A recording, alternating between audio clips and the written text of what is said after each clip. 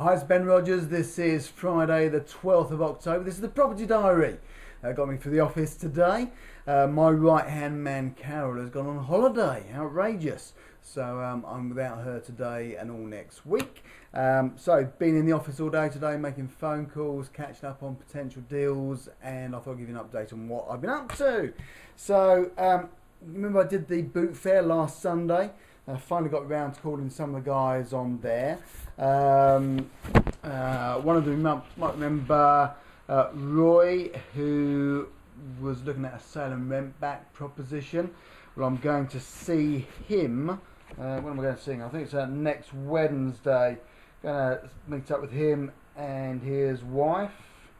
What have I got there? Yeah, I'm meeting with him next Wednesday, which is the 17th, to meet up with him and his wife at the property. Now, I've got to explain to him that sale and rent back doesn't work, it's illegal, and I can't do it, but I've got to come up with some other opportunities for him. So that's interesting. He wants to get cash out of the property, and I've got to try and work out a way that we can help him spend his kids' inheritance. One of the other opportunities there was Chris. He's got a property over in Sittingbourne, so I'm meeting up with him and his mother and his wife at the property tomorrow. Had it valued. He's got his brother-in-law living there. His mother died. That's why the property's available. So let's see if we can't put some scenarios for him. It sounds like he's very open to ideas. So yeah, let's see what we can do. Sitting in the office, I've had the doors locked today because I'm too blue and busy. But I had some guy knocking on the door earlier on.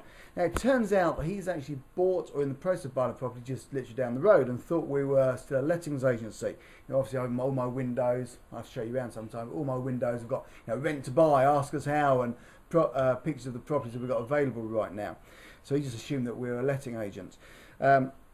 He got the keys, he hasn't actually bought it yet, but he got the keys. So I went down and had a look at the property with him because I sat and talked to him about the idea of rent to buy. Now he's putting cash in this property, buying it outright, and he doesn't live locally, so he was looking for a letting agent to look after it, and he's been sold a bit of a bum steer by the seller of this property, because the seller's told him he can get £800, £850 a month for this. It's a 3-bed in Gillingham. It'll probably make £650, and he was hoping to get £700. So I've told him, look, hey, we will take this property on day in, day out off you, and we'll guarantee you £650 a month, because we could put a tenant buyer in there that would come in with £850 and we'd make a couple £100 cash flow on it. He's buying it for £115. Heck, I've told him we'd buy it off him for £130. So we can make a £15 profit. Got an exit strategy 5 years down the line. He's got guaranteed rent until then. And he was quite open to the idea. So that's why he took us down the street and said, well, I've got the keys, I can show you around. And it's spotless. It's just been completely refurbished by the previous owner, who is a landlord who had a tenant do a bunk, which is why he's done it up and is selling it on. So I think he's kind of done a bit of a quick sale on it, got it for 115, and is open to the idea. So I've got his card, I've got his details. I'm going to email him what we could do, and he will come back to us, because I gave him loads of great advice. He's had more advice from me than he's had from any other agent around here, and he thinks so far it's a great idea. So that was really interesting, really good.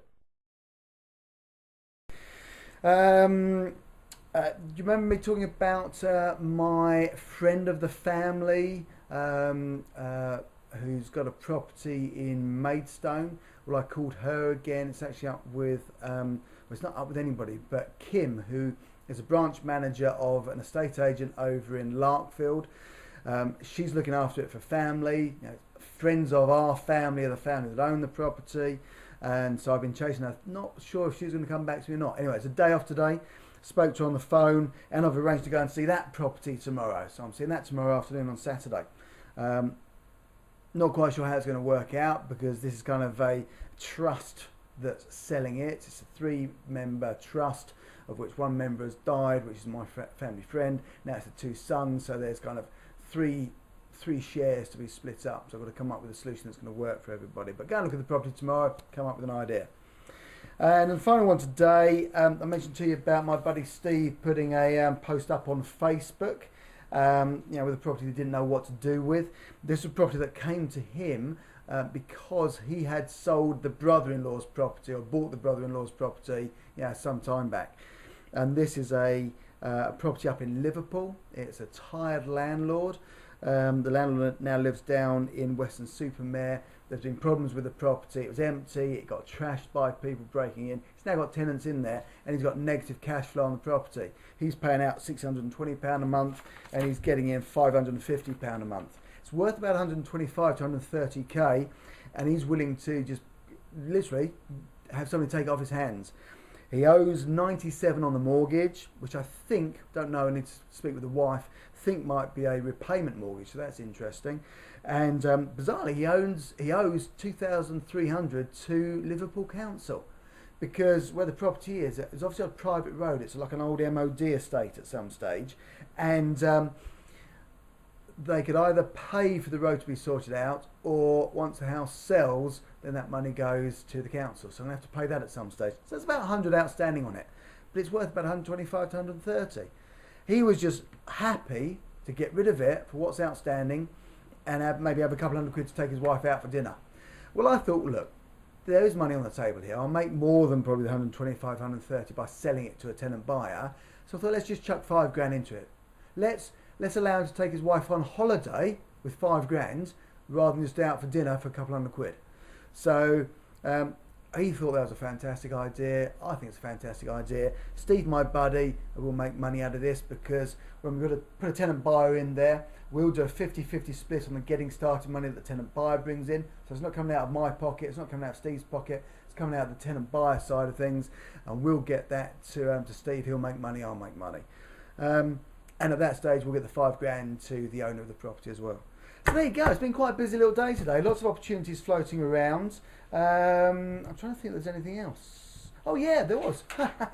Yeah, one of my leaflets. As I was literally about to record the conversation I was going to do with Ian, the Liverpool property, I put this on to record, and the telephone rang, picked it up, and it was one of our leaflets being responded to. It's a property in Chatham. It's a 5-bed Regency townhouse up for about 350 grand.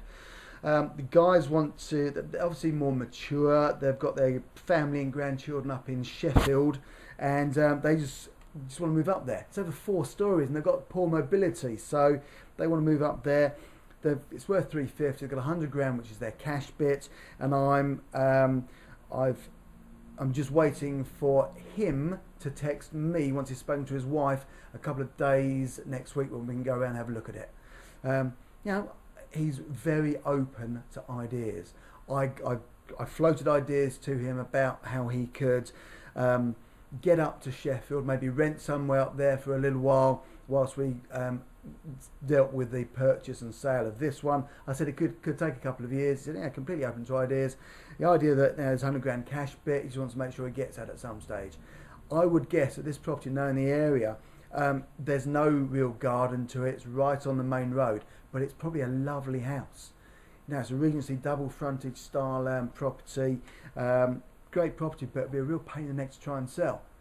But it would be ideal for me, either as a long-term keeper from an HMO point of view, heck, it's 5-bed, or, and I think it's got 3 reception rooms, multiple bathrooms, so, you know, expensive one, but I've only got to come up with 100 grand.